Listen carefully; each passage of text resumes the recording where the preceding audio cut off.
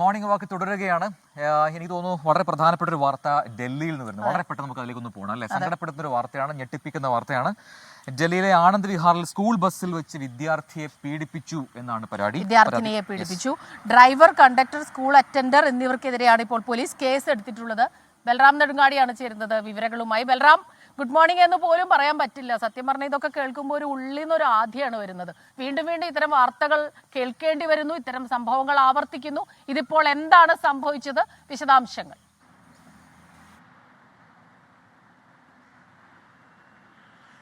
Good morning Smitha, Prajin. ഡൽഹിയെ സംബന്ധിച്ചിടത്തോളം ഇത്തരത്തിലുള്ള ബലാത്സംഗം, പീഡന വാർത്തകൾ വരുമ്പോൾ 2012 ഡൽഹി പീഡനം, ക്രൂരമായ ബലാത്സംഗവും തുടർന്ന് രാജ്യവ്യാപകമായുണ്ടായ പ്രതിഷേധങ്ങളുമെല്ലാം കണ്ട ഒരു സ്ഥലമാണ് ഡൽഹി. ഇതിന് പിന്നാലെയാണ് സമാനമായ തരത്തിലുള്ള സംഭവങ്ങൾ ഡൽഹിയിൽ ആവർത്തിക്കപ്പെടുന്നു എന്നുള്ളത് ഏറെ വിഷമകരമാണ്, ദാരുണമാണ്. ഒരു സ്കൂൾ വിദ്യാർത്ഥിനിയാണ് ഇത്തരത്തിൽ പീഡിപ്പിക്കപ്പെട്ടിരിക്കുന്നത്. ഡൽഹി സ്കൂൾ ബസ്സിൽ വെച്ചാണ് ഈ പെൺകുട്ടിയും പീഡനത്തിന് ഇരയായിരിക്കുന്നത്. ഷാദാരയിലെ ആനന്ദ് വിഹാറിൽ വെച്ചാണ് ഈ സംഭവം ഉണ്ടായിരിക്കുന്നത്. സ്കൂൾ വിട്ട് ഈ പെൺകുട്ടി വീട്ടിലേക്ക് പോകുകയായിരുന്നു.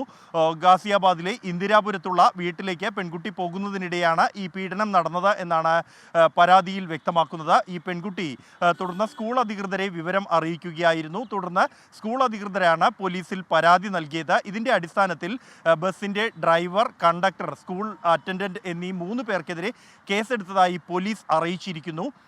അതേസമയം ഈ പെൺകുട്ടിയുടെ മാതാപിതാക്കൾ ഇതുവരെയും ഔപചാരികമായ പരാതി പോലീസിൽ നൽകിയിട്ടില്ല എന്നാണ് പോലീസ് വ്യക്തമാക്കുന്നത്. കൂടുതൽ വിവരങ്ങളും പങ്കുവയ്ക്കാൻ ഈ പെൺകുട്ടിയുടെ കുടുംബം തയ്യാറായിട്ടില്ല എന്നുമാണ് പോലീസ് വ്യക്തമാക്കുന്നത്. അതുകൊണ്ട് തന്നെ ഈ സംഭവവുമായി ബന്ധപ്പെട്ടുള്ള കൂടുതൽ വിവരങ്ങൾ പങ്കുവയ്ക്കാനാകില്ല എന്നും ഡൽഹി പോലീസ് അറിയിച്ചിട്ടുണ്ട്. സ്കൂൾ അധികൃതരുടെ പരാതിയിൽ കേസെടുത്ത് മുന്നോട്ട് പോകുകയാണ് നിലവിൽ പോലീസ്. എന്നാൽ ഈ സ്കൂൾ അധികൃതർ നൽകിയ പരാതിയുടെ അടിസ്ഥാനത്തിൽ ഈ പെൺകുട്ടിയുടെ കുടുംബാംഗങ്ങൾ മൊഴി നൽകാൻ തയ്യാറായിട്ടുണ്ട്. ഔപചാരിക പരാതി ഇതുവരെയും നൽകിയിട്ടില്ല എന്നുള്ളതാണ്. അതിനുവേണ്ടി ഈ പെൺകുട്ടിയുടെ കുടുംബാംഗങ്ങളുമായി സംസാരിച്ചു വരുന്നു എന്നാണ് ഡൽഹി പോലീസ് അറിയിക്കുന്നത്. സ്മിത, പ്രജിൻ.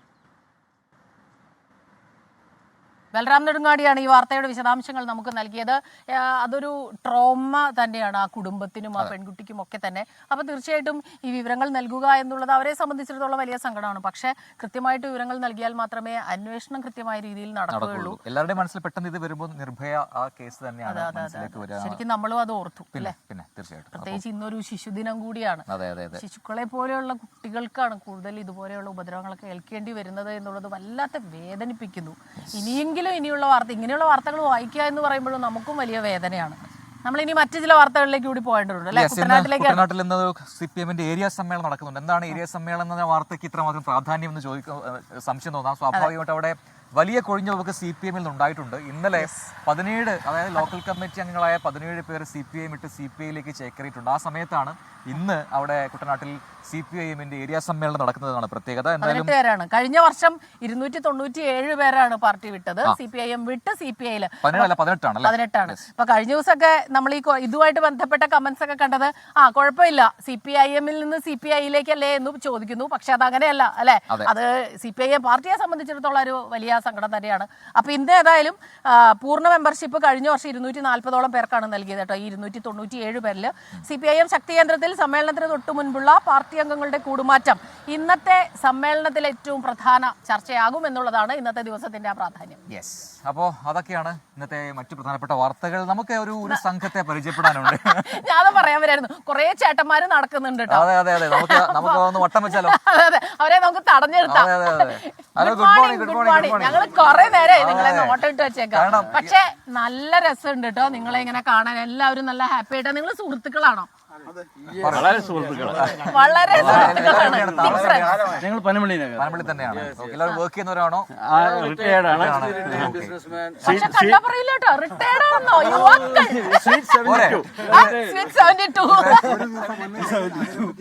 അപ്പൊ ഈ ആരോഗ്യത്തിന്റെ രഹസ്യം ഈ പറയുന്ന മോർണിംഗ് വാക്കാണോ? ടോക്കാണോ?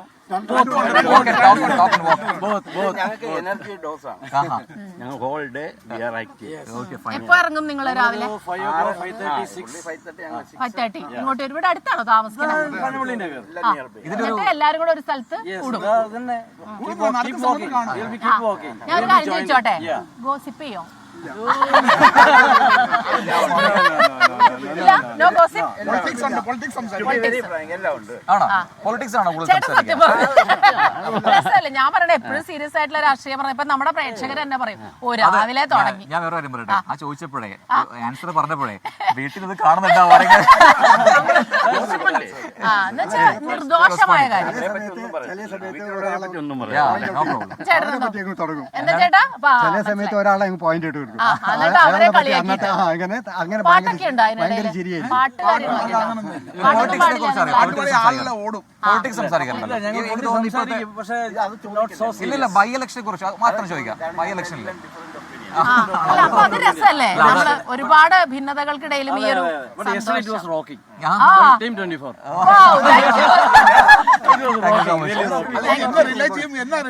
ഇപ്പൊ തന്നെ പോയിക്കോട്ടെ. എന്റെ പേര് ബാബു. ബാബു ചേട്ടൻ എന്താ ചെയ്യുന്നത്? ചേട്ടൻ വെറുതെ അല്ല ഇനി തോന്നി കണ്ടപ്പോ.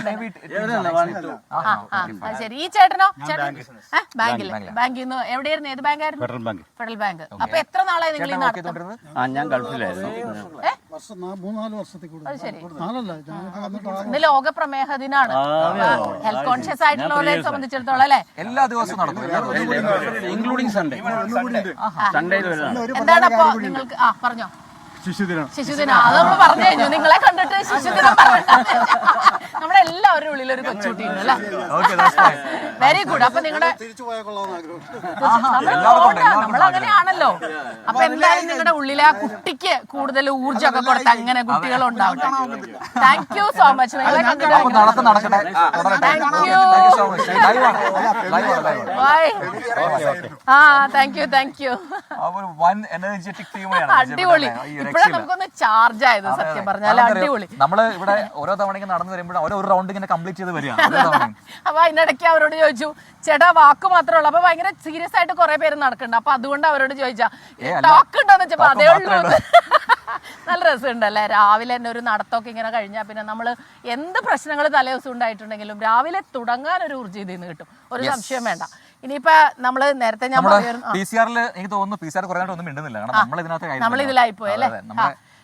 ആന്റണി, ഇനി നമുക്ക് വലിയ ഗൗരവമുള്ള വാർത്തകൾ വരുന്നുണ്ടെങ്കിൽ അതിലേക്ക് പോകേണ്ട നമുക്ക് വളരെ പ്രധാനപ്പെട്ട റിപ്പോർട്ട് നൽകാനുണ്ട് പ്രേക്ഷകർക്ക്. അത് ഇന്ന് ശബരിമല മണ്ഡല മകരവിളക്ക് തീർത്ഥാടനത്തിന് തുടങ്ങിയിരിക്കുന്നു സന്നിധാനം. അപ്പൊ നാളെ വൈകിട്ട് 5 മണിക്ക് നട തുറക്കുന്നതോടെ ഇത്തവണത്തെ തീർത്ഥാടന കാലത്തിന് തുടക്കമാകും. റിപ്പോർട്ട് കാണാം.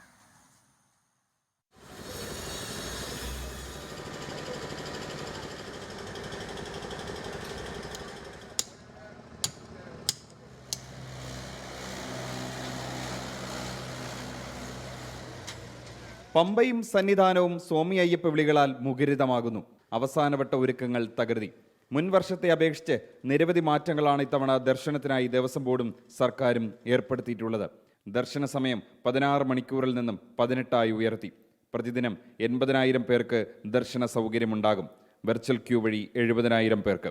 ശബരിമല ദർശനം പൂർണ്ണമായും വെർച്വൽ ക്യൂ വഴി ആക്കിയതിനു ശേഷമുള്ള ആദ്യ മണ്ഡല മകരവിളക്ക് കാലമാണിത്. അതുകൊണ്ട് തന്നെ ഭക്തർക്ക് യാതൊരുവിധ ബുദ്ധിമുട്ടും ഉണ്ടാകാതിരിക്കാനുള്ള ഒരുക്കങ്ങളാണ് ദേവസ്വം ബോർഡും വിവിധ സർക്കാർ വകുപ്പുകളും നടത്തുന്നത്. സ്പോട്ട് ബുക്കിംഗ് ഇല്ല, പകരം നേരിട്ടെത്തുന്നവർക്ക് ബുക്ക് ചെയ്യാൻ 3 ഇടങ്ങളിൽ തത്സമയ ഓൺലൈൻ കൗണ്ടറുകൾ ഉണ്ടാകും. പമ്പ, വണ്ടിപ്പെരിയാർ, എരുമേലി. മുൻകാലത്തെ പോലെ പമ്പ ഗണപതി ക്ഷേത്രത്തോട് ചേർന്നുള്ള മണ്ഡപത്തിലാണ് വെർച്വൽ ക്യൂ വഴി ബുക്ക് ചെയ്ത് വരുന്നവർക്കുള്ള സ്ക്രീനിംഗ് സൗകര്യം ഒരുക്കിയിട്ടുള്ളത്. ഇത്തവണത്തെ പ്രത്യേകത, ബുക്ക് ചെയ്ത് വരുന്നവർക്ക് അതിൻ്റെ പാസ് മാത്രം പോരാ, ആധാർ കാർഡും നിർബന്ധമാക്കിയിട്ടുണ്ട്. ഒറിജിനലോ അല്ലെങ്കിൽ അതിൻ്റെ ഫോട്ടോസ്റ്റാറ്റോ കൊണ്ടുവന്നാൽ മാത്രമേ അകത്തേക്ക് പ്രവേശനമുള്ളൂ. മണ്ഡല മകരവിളക്ക് മഹോത്സവത്തിന് വേണ്ടിയിട്ടുള്ള ഏതാണ്ട് ഒരുക്കങ്ങളെല്ലാം പൂർത്തിയായിക്കൊണ്ടിരിക്കുന്നു. ചിലത് പൂർത്തിയായി കഴിഞ്ഞു. വൃശ്ചികം 1 3 മണിക്ക് നട തുറക്കും. 1 മണിക്ക് നട ഉച്ചയ്ക്ക് അടയ്ക്കുകയും ഉച്ചയ്ക്ക് ശേഷം 3 മണിക്ക് തുറന്ന് 11 മണിക്ക് അടയ്ക്കുന്നു. സോപാനത്ത് 18-ാം പടിക്ക് മുകളിൽ മൊബൈൽ ഫോൺ ഉപയോഗിക്കാൻ പാടില്ല എന്നുള്ളൊരു തീരുമാനം നമ്മൾ എടുത്തിട്ടുണ്ട്. ആചാരവിരുദ്ധമാണത്. തിരക്ക് കൂടുതലുള്ള സമയത്ത് ഭക്തർക്ക് വിശ്രമിക്കാൻ പമ്പയിൽ കൂടുതൽ നടപ്പന്തൽ ഒരുക്കിയിട്ടുണ്ട്. അധികമായി 6 നടപ്പന്തൽ സജ്ജമാക്കി. ജർമ്മൻ പന്തലും തയ്യാറാണ്. 8,000 പേർക്ക് പമ്പയിൽ സുരക്ഷിതമായി നിൽക്കാൻ സാധിക്കുമെന്നാണ് പ്രതീക്ഷ. പാർക്കിങ്ങിന് നിലയ്ക്കലിന് പുറമെ എരുമേലിയിലും സൗകര്യമുണ്ട്. നിലയ്ക്കലിൽ ഇത്തവണ 10,000 വാഹനങ്ങൾക്ക് പാർക്ക് ചെയ്യാനാകും. സുരക്ഷയ്ക്ക് 13,500 പോലീസുകാരുടെ സേവനമുണ്ടാകും.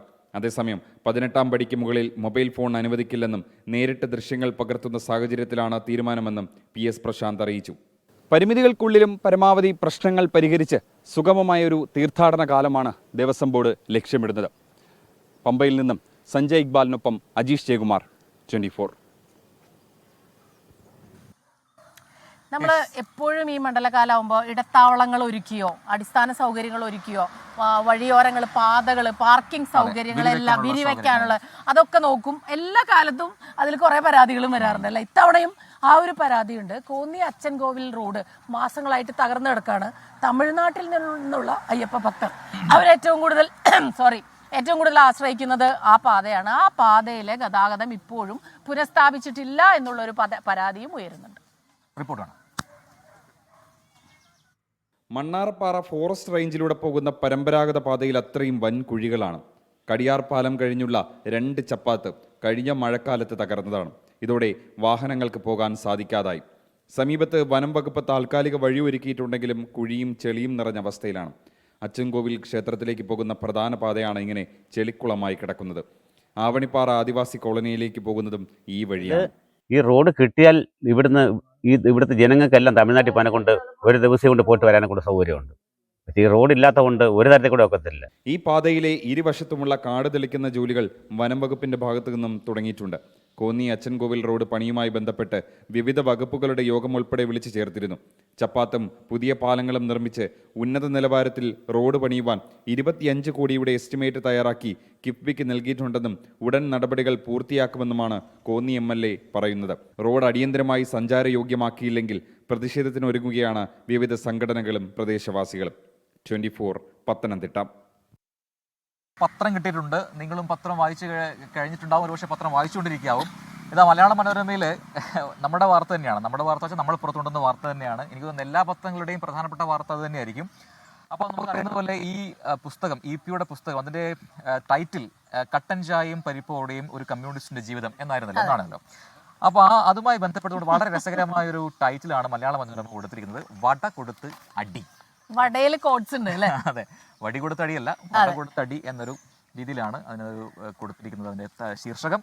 അപ്പോൾ അതാണ് പ്രധാനപ്പെട്ട വാർത്ത. മറ്റ് ചില വാർത്തകൾ കൂടി 1-ാം പേജിൽ ഉൾപ്പെടുത്തിയിട്ടുണ്ട്. വയനാട്ടിൽ ഏറ്റവും കുറഞ്ഞ പോളിംഗ് എന്ന് പറയുന്നു. പിന്നെ പോളിംഗ് സമയത്തെ ദിവസത്തെ ഒരു നല്ല ചിത്രവും കൂടെ നൽകിയിട്ടുണ്ട് മലയാള 1-ാം പേജിൽ. അതൊരു നല്ല ബ്യൂട്ടിഫുൾ ചിത്രമാണ് അല്ലേ? അതെ. പിന്നെ സാമന്ത ഹാർവിക്ക് Booker Prize winner Samantha Harvey എന്ന എഴുത്തുകാരിക്കാണ്. ഓർബിറ്റൽ അത് ഈ സ്പേസിൽ പോകുന്ന അവർക്ക് അവിടെ നിന്ന് ഭൂമിയുടെ ഒരു ഭ്രമണപഥം കാണുമ്പോൾ അവർക്ക് അതിനെക്കുറിച്ചുള്ള കാഴ്ചപ്പാടുകൾ, അതുവരെ ജീവിച്ച ഭൂമിയെ കുറിച്ചുള്ള കാഴ്ചപ്പാടുകൾ മാറുന്നു. 6 പേരാണ് അവിടെ പോകുന്നത്. അവര് ശരിക്കും പറഞ്ഞ 24 മണിക്കൂറാണ് ആ കഥ.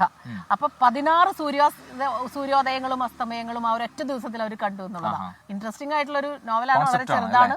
അതെ. കുഞ്ചക്കുറുപ്പിന്റെ മലയാള കാർട്ടൂൺ ആണല്ലോ, അതുകൂടെ വായിച്ചിട്ട് ഞാൻ അങ്ങോട്ട് വരാം. ശരി. അതിനകത്ത് ആത്മകഥയിലെ വിവാദ ഭാഗങ്ങൾ തൻ്റെതല്ല എന്ന് EP പറഞ്ഞല്ലോ. അപ്പോൾ അതുമായി ബന്ധപ്പെട്ടാണ് ആത്മാവ് ആത്മകഥ എഴുതുന്നത് ആദ്യമാണ് എന്ന രീതിയിൽ മറുപടി കുഞ്ചക്കുറിപ്പ് കൊടുക്കുന്നുണ്ട് അതിന്. അപ്പോൾ അങ്ങനെ പോകുന്നു മലയാള മനോരമയിലെ വാർത്ത. ഒപ്പം തന്നെ കുറേ നമുക്ക് പെട്ടെന്ന് അറിയേണ്ട ചില കാര്യങ്ങളുണ്ട്. സാധാരണക്കാർക്ക് സവാള വില കുത്തനെ ഉയരുകയാണ്. ചെന്നൈയിൽ 120 രൂപയാണ് സവാള കിലോയ്ക്ക് വില കുത്തനെ കൂടാനുള്ള കാരണം കാലം തെറ്റിയെത്തിയ മഴ മൂലമുണ്ടായ വിളനാശമാണ് എന്ന് പറയുന്നുണ്ടെങ്കിലും വലിയ സങ്കടമാണ് അല്ലേ? കുറച്ച് ഉള്ളി മേടിക്കാന്ന് വെച്ചാൽ കുറച്ച് ഉള്ളി മേടിച്ച് എന്തെങ്കിലും ചമ്മന്തി ഉണ്ടാക്കാൻ പോലും പറ്റാത്ത ഒരു കാലമാണ്. സ്വർണം പവന് 56,360 ഇന്നത്തെ വില. ഗ്രാമിന് 7,045 രൂപയാണ്. അപ്പൊ ആ രീതിയിലാണ് പോകുന്നത് കാര്യങ്ങൾ. പത്രത്തിലെ വിശേഷങ്ങൾ അങ്ങനെയാണ്. അതെ, മറ്റൊരു പ്രധാനപ്പെട്ട റിപ്പോർട്ടിലേക്കാണ് നമ്മൾ ഇനി കിടക്കുന്നത്. സമാധാനവും സഹിഷ്ണുതയും സംരക്ഷിക്കാൻ ലോകം കൈകോർക്കണം എന്ന് പറഞ്ഞിരിക്കുന്നു ഹറം ഇമാം ഡോക്ടർ അബ്ദുള്ള അബ്ദുറഹ്മാൻ അൽ ബുഐജാൻ. KNM സംസ്ഥാന സമിതിയുടെ സമാധാന സമ്മേളനം കോഴിക്കോട് ഉദ്ഘാടനം ചെയ്യുകയായിരുന്നു അദ്ദേഹം. റിപ്പോർട്ട് കാണാം. കോഴിക്കോട് കടപ്പുറത്തായിരുന്നു KNM സംസ്ഥാന സമിതി സമാധാന സമ്മേളനം സംഘടിപ്പിച്ചത്. വെറുപ്പിന്റെ ലോകക്രമത്തെ സ്നേഹം കൊണ്ട് തിരുത്താൻ കൈകോർക്കണമെന്ന് ഹറം ഇമാം ഷെയ്ഖ് ഡോക്ടർ അബ്ദുള്ള അബ്ദുറഹ്മാൻ അൽ ബുഐജാൻ ആവശ്യപ്പെട്ടു. الذي تنظمه ندوة المجاهدين في كيرلا فتحية خاصة لمشايخ هذه الندوة المباركة وطلبة العلم فيها ولروادها وزوارها وداعميها كتب الله أجركم وسدد خطاكم. أيها الجمع المبارك. മന്ത്രി വി അബ്ദുറഹിമാനും സമ്മേളനത്തിന്റെ ഭാഗമായി. പഴയകാലത്ത് അറബി നാടുകളിൽ മലബാർ എന്നുള്ള രീതിയിലായിരുന്നു നമ്മളെ ഈ പ്രദേശമൊക്കെ തന്നെ അറിഞ്ഞിരുന്നത്. മദ്രാസ് സംസ്ഥാനത്തിന്റെ ഭാഗമായി നിലകൊണ്ടിരുന്ന കാലഘട്ടത്തിൽ മലബാർ എന്ന പേരിൽ മലബാരികൾ എന്നാണ് അന്ന് അറബികളൊക്കെ തന്നെ നമ്മൾ അറിഞ്ഞത്. സൗദി അറേബ്യ അടക്കമുള്ള രാജ്യങ്ങളിൽ ഏറെ കൂടുതൽ വ്യാപാര ബന്ധമുള്ള ഒരു നാടാണ് പ്രത്യേകിച്ച് ഈ കോഴിക്കോട്. അനവധി വെല്ലുവിളികൾ നേരിടുന്ന കാലഘട്ടത്തിലൂടെ ലോകം കടന്നു പോകുമ്പോൾ മദീന ഇമാമിന്റെ വാക്കുകൾ ഏറെ പ്രസക്തമാണെന്ന് PK കുഞ്ഞാലിക്കുട്ടി പറഞ്ഞു. നമ്മൾ ഇന്ന് വർത്തമാന കാലഘട്ടത്തിലുള്ള നിരവധി പ്രശ്നങ്ങൾ നമ്മളെയൊക്കെ വ്യാകുലപ്പെടുത്തുന്നുണ്ട്, അങ്ങേയറ്റം വിഷമിപ്പിക്കുന്നുണ്ട്. കാരണം ബോധപൂർവം മനുഷ്യനെ തമ്മിൽ ഡിവൈഡ് ചെയ്ത് ഭിന്നിപ്പിച്ച് അതിൽ നിന്ന് രാഷ്ട്രീയ മുതലെടുപ്പ് നടത്തി അങ്ങനെ കൊണ്ടുപോകുന്ന ഒരു കാലഘട്ടത്തിൽ മത അനുഷ്ഠാനങ്ങളെയും അതുപോലെ തന്നെ മതവിശ്വാസത്തെയും ഒക്കെ അപമാനിക്കാനും അതുപോലെ തന്നെ ഓരോരുത്തരുടെയും വിശ്വാസത്തിൽ ഇടപെടാനും ഒക്കെ ശ്രമം നടന്നുകൊണ്ടിരിക്കുന്ന ഒരു സ്ഥിതി. മഗ്‌രിബ് നമസ്കാരത്തിനും മദീന ഇമാം നേതൃത്വം നൽകി. KNM president TP Abdulla Koya Madani ചടങ്ങിൽ അധ്യക്ഷനായി. MK Raghavan MP, PMA Salam, doctor Fazal Gafoor തുടങ്ങി നിരവധി പേർ സമ്മേളനത്തിന്റെ ഭാഗമായി. 24 കോഴിക്കോട്.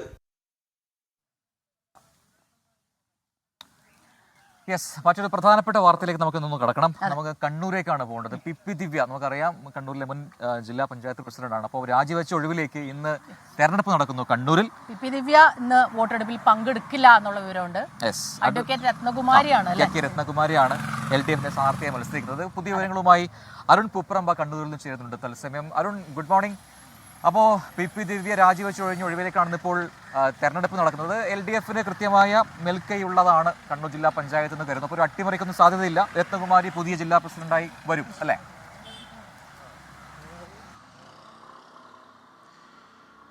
Prajin, good morning. തീർച്ചയായും, അതായത് നവീൻ ബാബുവിൻ്റെ മരണത്തിൽ ആത്മഹത്യാ പ്രേരണ കുറ്റം ചുമത്തി കേസെടുത്തതിന് പിന്നാലെയാണ് PP ദിവ്യ ജില്ലാ പഞ്ചായത്ത് പ്രസിഡന്റ് സ്ഥാനം രാജിവെച്ചത്. ഈ രാജിവെച്ച ഒഴിവിലേക്കാണ് ഇന്ന് രാവിലെ 11 മണിക്ക് വോട്ടെടുപ്പ് നടക്കുന്നത്. ജില്ലാ കളക്ടറുടെ മേൽനോട്ടത്തിലായിരിക്കും ഈ വോട്ടെടുപ്പ് നടക്കുക. സൂചിപ്പിച്ചതുപോലെ തന്നെ കണ്ണൂർ ജില്ലാ പഞ്ചായത്തിൽ 24 അംഗ ഭരണസമിതിയിൽ നിലവിൽ 17 അംഗങ്ങൾ LDF ആണ്, 7 അംഗങ്ങളാണ് UDF ഉള്ളത്. അതുകൊണ്ട് LDF സ്ഥാനാർത്ഥി അഡ്വക്കേറ്റ് KK രത്നകുമാരി പുതിയ കണ്ണൂർ ജില്ലാ പഞ്ചായത്ത് പ്രസിഡന്റായി തെരഞ്ഞെടുക്കപ്പെടും. UDFിൽ നിന്നും ജൂബിലി ചാക്കോയാണ് സ്ഥാനാർത്ഥിയാവുന്നത്. എന്തായാലും ആ തരത്തിൽ KK രത്നകുമാരി തന്നെ ഈ ജില്ലാ പഞ്ചായത്ത് പ്രസിഡന്റായി തിരഞ്ഞെടുക്കും എന്ന കാര്യത്തിൽ സംശയമില്ല. PP ദിവ്യ ഇന്ന് ഈ വോട്ടെടുപ്പിൽ പങ്കെടുക്കില്ല എന്നതാണ് നമുക്ക് മനസ്സിലാക്കാൻ സാധിക്കുന്നത്. നിയമോപദേശത്തിൻ്റെ ഭാഗമായിട്ടാണ് അത്തരമൊരു തീരുമാനമെടുത്തത് എന്നതാണ് നമുക്കിപ്പോൾ ലഭിക്കുന്ന വിവരം. അതോടൊപ്പം തന്നെ മറ്റൊരു പ്രധാനപ്പെട്ട കാര്യം, ഈ വിവാദ യാത്രയപ്പ് കഴിഞ്ഞ് ഇന്ന് 1 മാസം പിന്നിടുകയാണ്. അതേ ദിവസമാണ് ജില്ലാ പഞ്ചായത്തിലേക്ക് പുതിയ പ്രസിഡന്റ് തെരഞ്ഞെടുപ്പ് നടക്കുന്നത് എന്നതും ശ്രദ്ധേയമാണ്. പ്രജിൻ.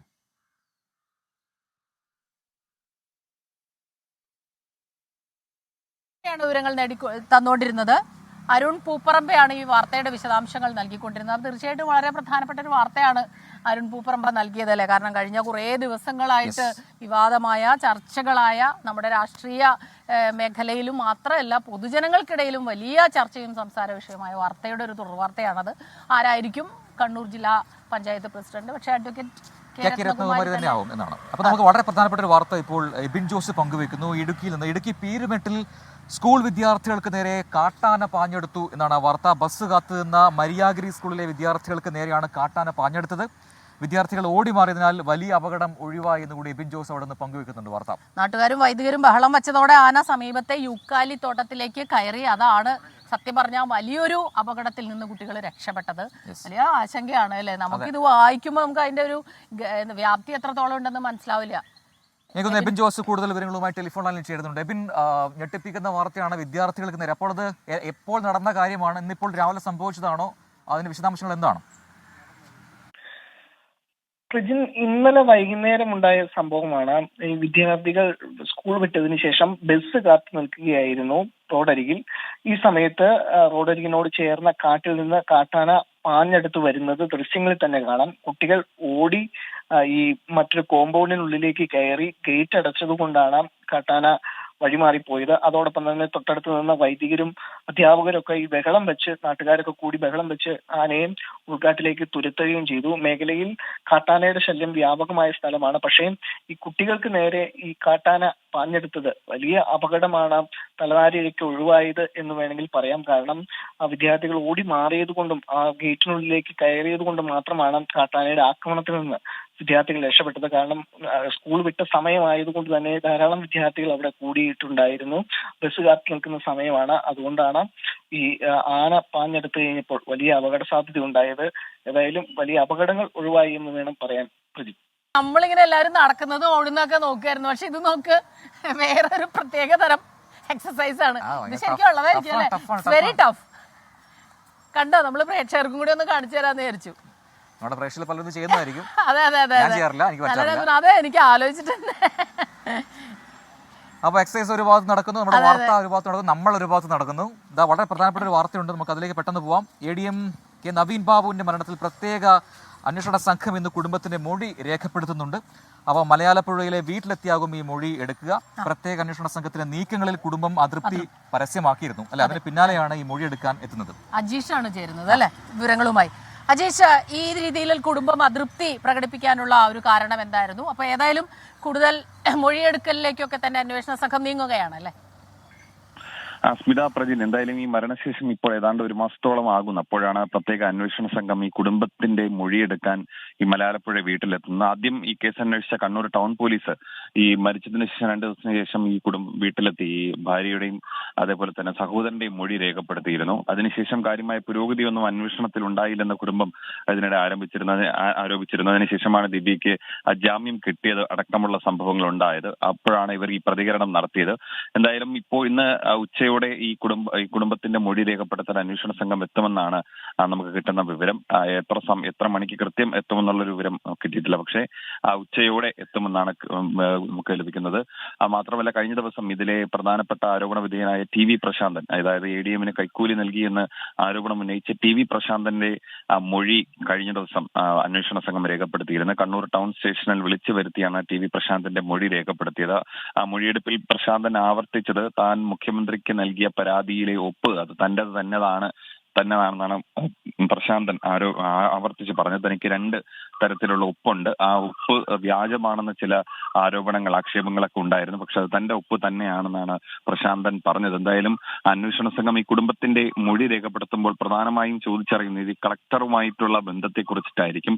കാരണം നേരത്തെ തന്നെ കുടുംബം പറഞ്ഞിരുന്നത് ഈ കളക്ടറുമായി ADM അത്രയ്ക്കും ആത്മബന്ധമൊന്നും ഇല്ലായിരുന്നു. പക്ഷേ കളക്ടറുടെ ഒരു മൊഴി വലിയ നിർണായകമായിരുന്നു. കാരണം ഈ യാത്രയപ്പ് യോഗത്തിന് ശേഷം തനിക്ക് തെറ്റുപറ്റിപ്പോയി എന്ന് ADM നവീൻ ബാബു കളക്ടറോട് പറഞ്ഞിരുന്നതായുള്ള ഒരു മൊഴി കളക്ടർ ഈ ലാൻഡ് റവന്യൂ കമ്മീഷണറോടും ഒപ്പം തന്നെ ആ കോടതിയിലും പോലീസിനോടും ഒക്കെ പറഞ്ഞിരുന്നു. എന്തായാലും ജയകുമാറാണ് വിവരങ്ങളുമായി നമുക്കൊപ്പം ചേർന്നത്. ശരി അജീഷ്, നമ്മള് വളരെ പ്രധാനപ്പെട്ട വാർത്തയാണ് അജീഷ് നൽകിയത് അല്ലെ. നമ്മളിവിടെ നിൽക്കുന്നത് ഒരു ഓപ്പൺ ജിമ്മിലാട്ടോ. നല്ല രസമുണ്ട് കാണാനായിട്ട്. നമ്മുടെ സമയം വളരെ കുറവാന്ന് തോന്നുന്നു. ഈ പനമ്പള്ളിക്കാരന്റെ ഏറ്റവും എൻഡിലേക്ക് വാക്ക് വേന്റെ ഇപ്പുറത്തേക്ക് വരുമ്പോൾ ഉള്ള ഒരു ഓപ്പൺ ജിമ്മാണ്. ഇവിടെ ഒരുപാട് പേര് എത്തി എല്ലാ ദിവസവും എക്സസൈസ് ചെയ്യാറുണ്ട്. ഞാൻ നേരത്തെ നോക്കിയപ്പോ പ്രജിന് ഇതിൽ തൊട്ട് നോക്കണുണ്ടല്ലോ, എന്നിട്ട് മുഖമൊക്കെ ഇങ്ങനെ വല്ലാതാക്കുന്നത്. നല്ലൊരു എക്യുപ്മെന്റ് ആണ് ഇത് എന്ന് പറയുന്നത്. നല്ല വെയിറ്റാ ഇത്. നോക്കി, ഇവരൊക്കെ നല്ല രസമായിട്ട് ചെയ്യുന്നുണ്ട്. എന്താ പേരെന്താ? സഹീർ. കുറെ കാലമായോ? ഞാൻ കോഴിക്കോട്ട് നിന്ന് വന്നതാണ്. ഇവിടെ മെഡിക്കൽ കോളേജ് ക്യാമ്പസിൽ അവിടെയുള്ള സിന്തറ്റിക് ട്രാക്കിൽ എക്സസൈസ് ചെയ്തുകൊണ്ടിരിക്കുക. കഴിഞ്ഞ ഒരു 25 വർഷമായിട്ട് റിട്ടയർഡ് ടീച്ചറാണ്. ഹെഡ് മാസ്റ്ററായിട്ട് റിട്ടയർ ചെയ്തു. Thank you. ഇവിടെ ഒരു ചേച്ചിയുണ്ട്, ചേട്ടന്മാരൊക്കെ ഉണ്ട് ഓപ്പൺ ജിമ്മിൽ. അപ്പൊ എനിക്ക് തോന്നുന്നു മറ്റ് പലയിടങ്ങളെക്കാൾ കൂടുതലാണ് ഇവിടുത്തെ ഒരു ഇൻവോൾവ്മെന്റ് അല്ലെ, രാവിലെ തന്നെ നടക്കാനും ജിമ്മിലും ഒക്കെ ആയിട്ട്. അതെ, അപ്പൊ നമ്മുടെ മോർണിംഗ് വാക്ക് ഇന്ന് അവസാനിപ്പിക്കാനുള്ള നേരമായി. ഇനി